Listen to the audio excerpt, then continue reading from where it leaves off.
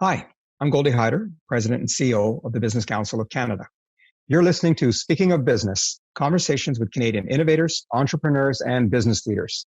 Folks, I don't need to tell you that these are extraordinary times.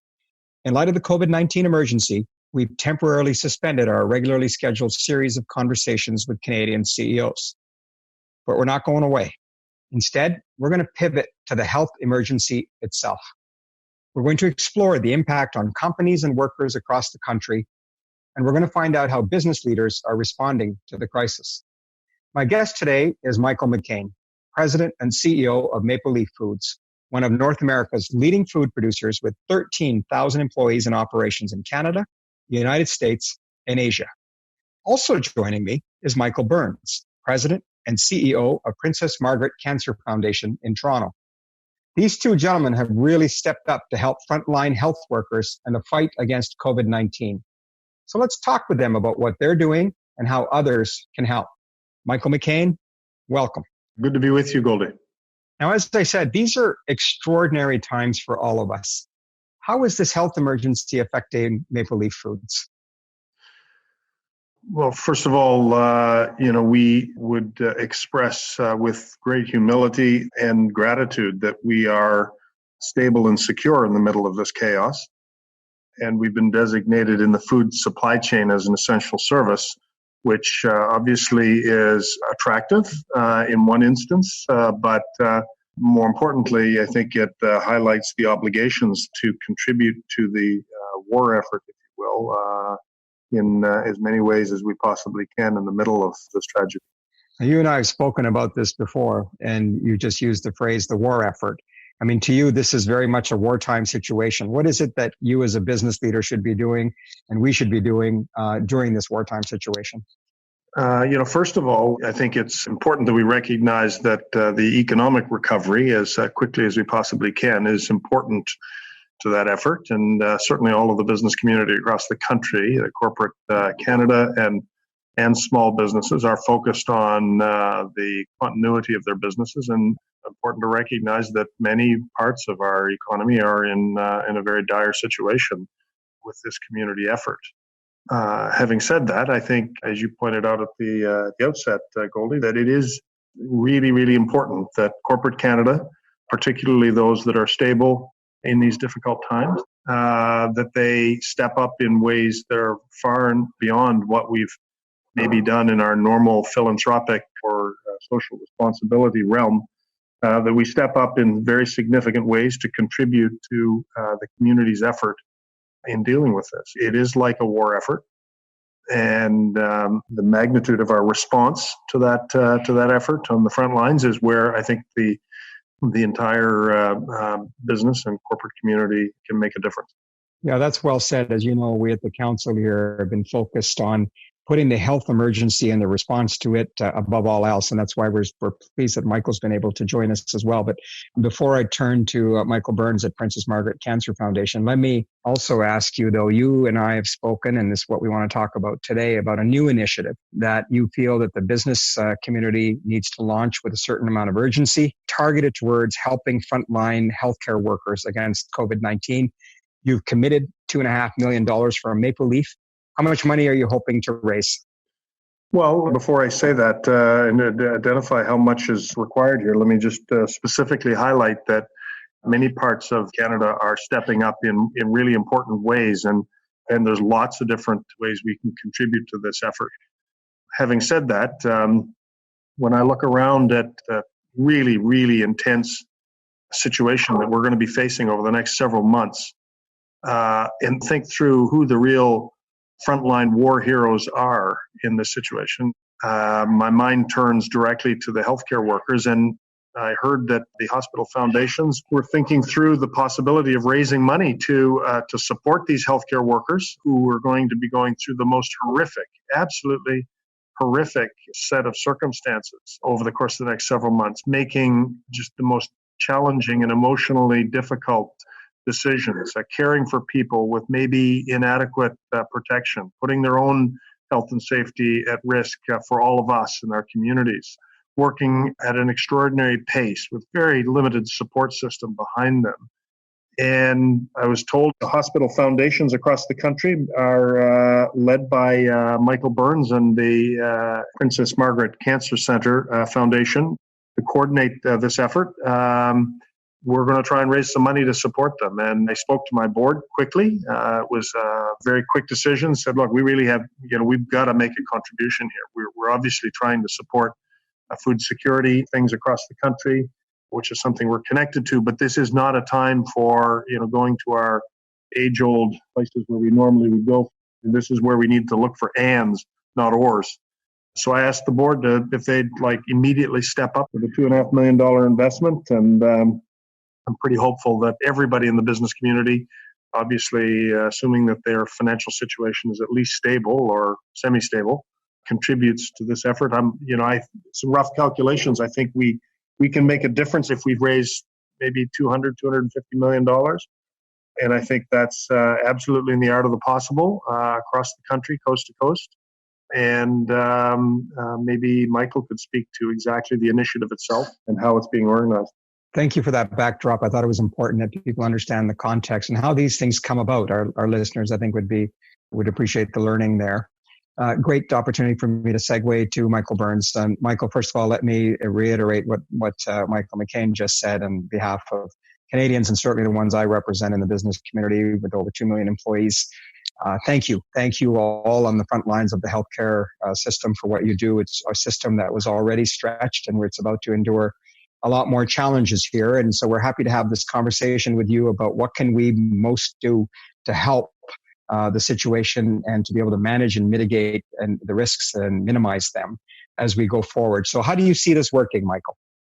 Yeah, well, let me echo what Michael has just said, and that is, it certainly feels like wartime, and it's going to require not just government, but the private sector and the public sector to come together and work as one.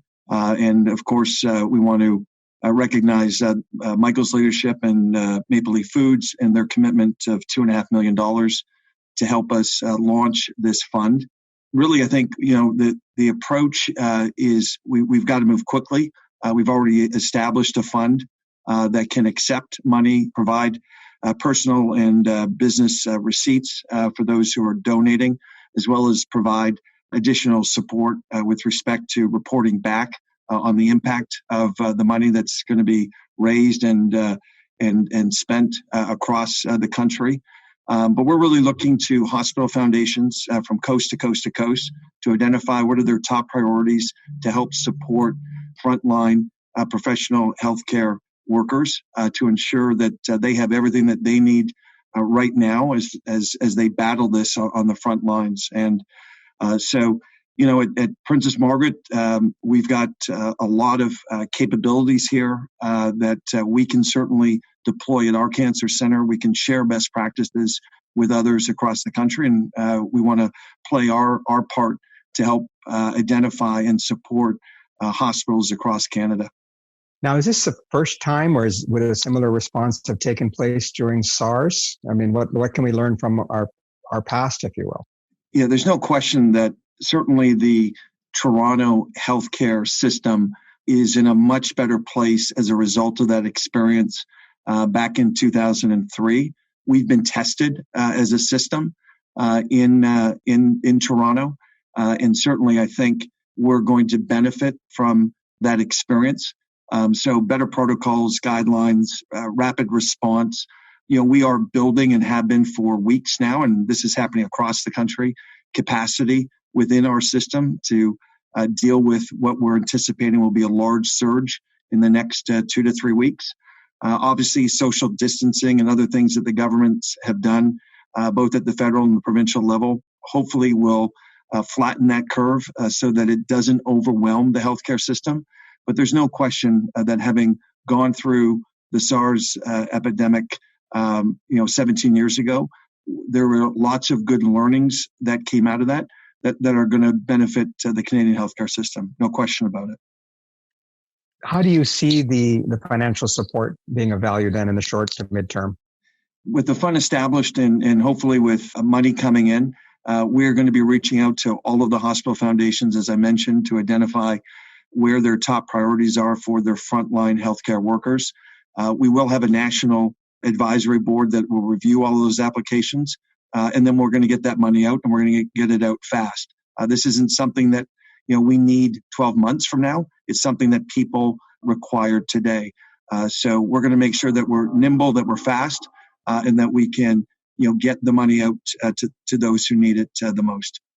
How are the people in the hospitals holding up, Michael, in terms of their emotional reactions to everything that they've had to go through, let alone the stress of the job? Yeah, I think it's difficult for everybody. I mean, these are highly skilled professionals who, as they will tell you, that this is their job. The challenge we have right now for many of them is that they're battling two fronts. There's the work front, and then there's the home front. Yeah, a lot of pressures on everybody in the healthcare system to not only be able to perform their jobs, but also they're mindful of the fact that this particular virus can reach anybody, including the ones closest to them in their lives. And so we got to be mindful of that. We're really trying to pull together as one team, and certainly as a foundation and foundations across the country, we've got to be ready to fill those gaps and make sure that we're alleviating the stress that is certainly on them right now as they manage through these difficult challenges. Well, look, thank you again for not just sharing what you've done with us, but also what everybody on the front lines is doing. I hope that you are aware that there's a concerted effort underway in collaboration with governments as well as business to respond to the requirement for PPEs in terms of the gear and the equipment that's necessary in the hospitals. The website that the government has set up, buyandsell.gc.ca, allows you to go right online and figure out what it is that the government needs. And so many of our businesses, Canada Goose today, for example, a member just announced being able to make the medical attire that's necessary. We've got a number of them looking at sanitizers. We've got looking at the equipment necessary to disinfect. But the money, again, will go a long ways in helping if we're able to get this campaign successful. And Michael, before wrapping up and getting a chance not just to say thank you to you for initiating this, but you were very much out in front in terms of taking this very, very seriously. Can you tell me how your employees are and how they've reacted and whether you've actually been able to see the results of your early leadership in terms of how to respond to this issue?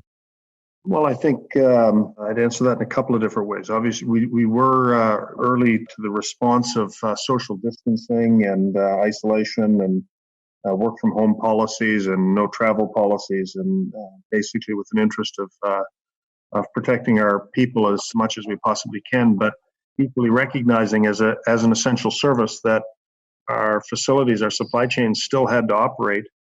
And so we needed to protect our people while simultaneously ensuring the continuity of the physical infrastructure. We happen to operate in high health, pathogen-controlled environments in the first instance. So managing in these kinds of environments, these pathogen-sensitive environments, is part of our normal operating mode. So we're reasonably accustomed to procedures that are required to create distancing and the control of potential pathogens in our midst. So, having said that, we've got a plethora of operating protocols and quarantining protocols that have been implemented very rapidly over the course of the last 2 or 3 weeks.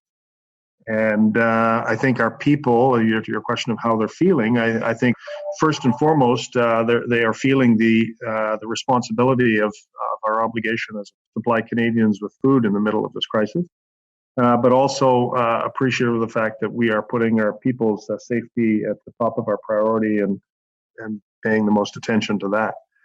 Finally, the investments that we've made, whether it's the $2 million that we're raising in addition to our normal activity around the Center for Action and Food Security to support food security across the country, the $2.5 million that we're putting into this fund for healthcare workers, some of the other knowledge sharing things that we're doing. I think our people are very much appreciative of the fact that we are recognizing our social, our responsibilities to the community and not just the business in a crisis like this, and they really appreciate and respect that. I would finish by just asking maybe Michael Burns to say who to contact in the event that they want to step up. Great idea. We've committed $2.5 million. We've challenged everybody in the food industry to match that, and if they do that, then I think we'll achieve our goals collectively. Michael Burns, who should they contact to send you money? Yeah, the best person right now would be myself. They can reach me at michael.burns@thepmcf.ca. I'll be taking any inbound requests for more information or questions that the people might have. We will be setting up a website, which we will be hopefully going live with by the end of the week, early next at the latest, where people will be able to get more information, as well as hospital foundations will be able to apply for grants that we want to get out to them. So best to reach me in the short term, and we'll make sure that it's well advertised, that there will be a site with more information for them to get what they require before they make their commitment. Terrific. Well, look, I can't thank you both enough for your leadership in both your respective arenas, and I have every confidence that we'll be able to get that kind of fundraising done across this country, because our people right now are feeling a tremendous sense of gratitude for all it is that people in our healthcare industry and in our food industry do to take care of us during this critical time. Thank you so much for joining us. We really appreciate it. Thanks, Goldie. Thank you for organizing this. Thanks, Goldie. And that's another edition of Speaking of Business, a special edition during these trying times. And we hope that we're able to bring you more conversations with CEOs and how they're managing through this COVID-19 crisis. Join us again. Until then, I'm Goldie Hyder. Thank you for joining.